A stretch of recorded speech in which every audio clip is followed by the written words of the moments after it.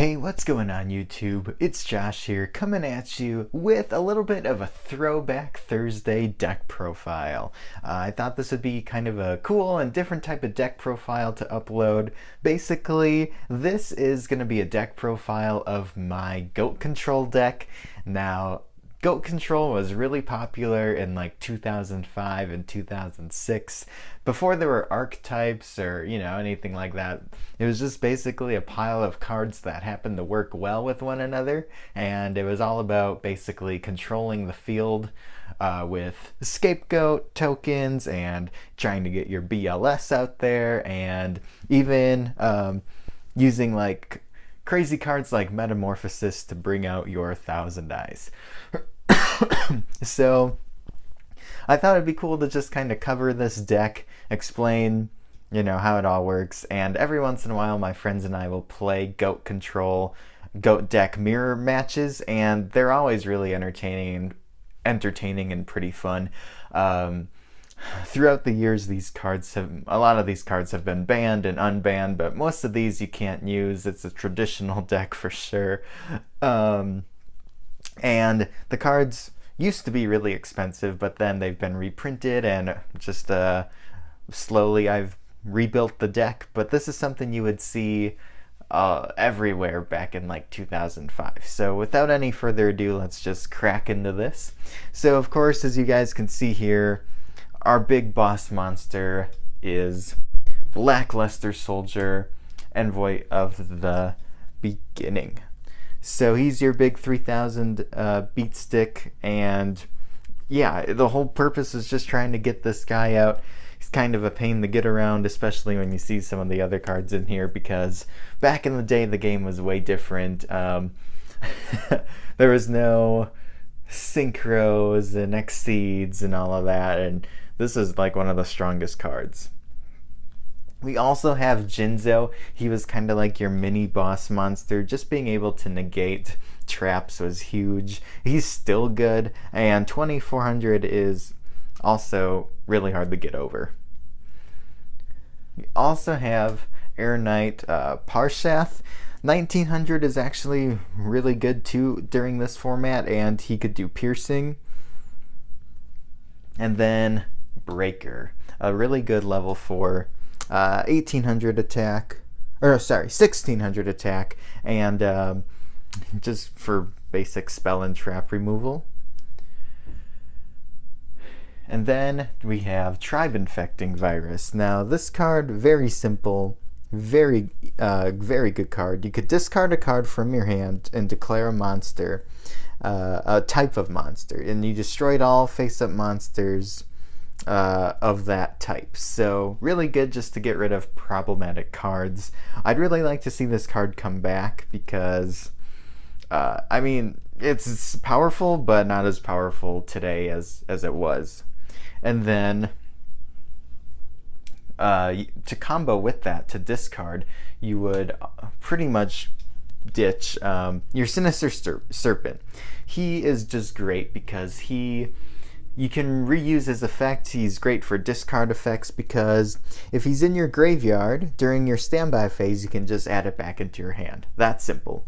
So any discard type effects, you would just reuse your Sinister Serpent. And then we played 2 Magician of Faith. Really good card. Flip effect, and you target a spell card in your graveyard, add it back into your hand. So you could get back pretty much any card you needed. DD Warrior Lady, just for removal. And then some people didn't play this, but I play Exarian Universe. Basically, what he does is if this card attacks a defense position monster, you can activate this effect. This card loses 400 attack, and if it does, it will inflict piercing battle damage to your opponent. 1 Mystic Tomato. He is just a great generic Dark Searcher. Well, if they have 1500 or less attack.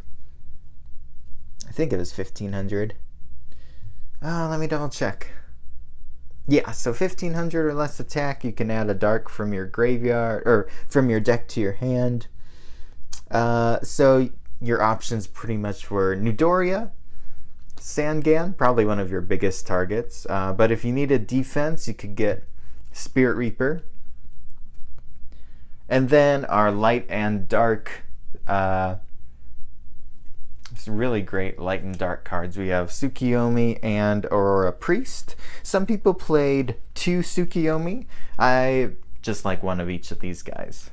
For the last monster, we also have Morphing Jar, just to, possibly mess up your opponent's hand, replenish your hand, and also to pitch cards you want in your graveyard if you're going to be trying to go for BLS.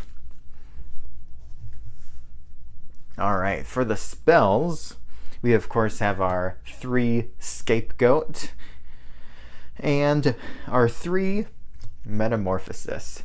Now, what I've been finding with Metamorphosis is 3 can be really cloggy, but one card that was used in like every single goat control back then was Delinquent Duo.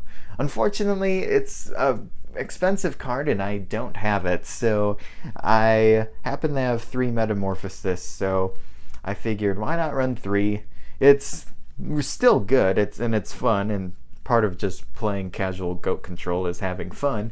So I put 3 in, 1 to replace the Delinquent Duo, but if down the road I do happen to get a Delinquent Duo, I would swap one of these out. So I think 2 Metamorphosis is fine, especially because you can get it back with like Magician of Faith, but yeah, right now we're rocking a playset.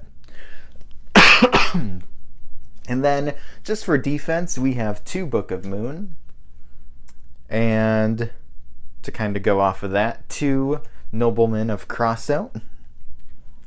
And then these are all pretty generic. We have Premature Burial, Lightning Vortex, Heavy Storm, and Mystical Space Typhoon. We also have Creature Swap, Snatch Steal, and then some great cards here, Pot of Greed and Graceful Charity. All of those are just pretty standard and not much to explain. I think we all know about those cards. Then for the traps, there's only 5 and it's pretty to the point as well. We have Call of the Haunted, Dust Tornado, Ring of Destruction, Mirror Force, and Torrential Tribute.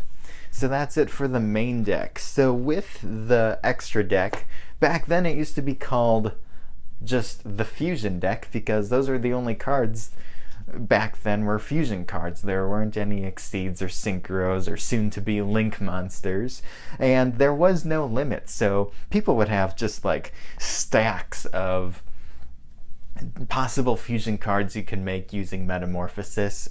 These are just some of the ones I have lying around. Some you like never go into, but it's a good option to have. And yeah, so the main one of the big ones, is your Thousand Eyes Restricts. So of course we just max out on him. All of these other ones are just kinda whatever, but they're just good options.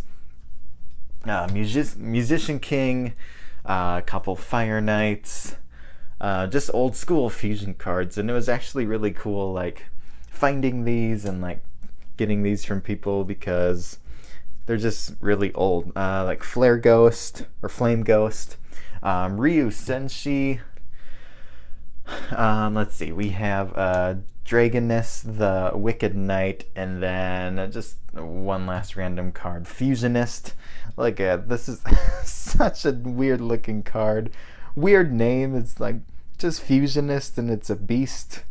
But yeah, so that's pretty much it for the deck profile, guys. Goat Control is just a popular deck back in the day. It's kind of around the time I was really getting into the game, but I was young, so like I wasn't paying attention to like the meta. I didn't know what popular cards there were. I was basically like building up a Kaiba deck and just having character duels back in the day. But this is around the time I started collecting. I mean, you got like Invasion of Chaos, and that's where where some of these cards were included, and Yeah, it was a simpler time back then. It was different, but the game's changed quite a lot since then.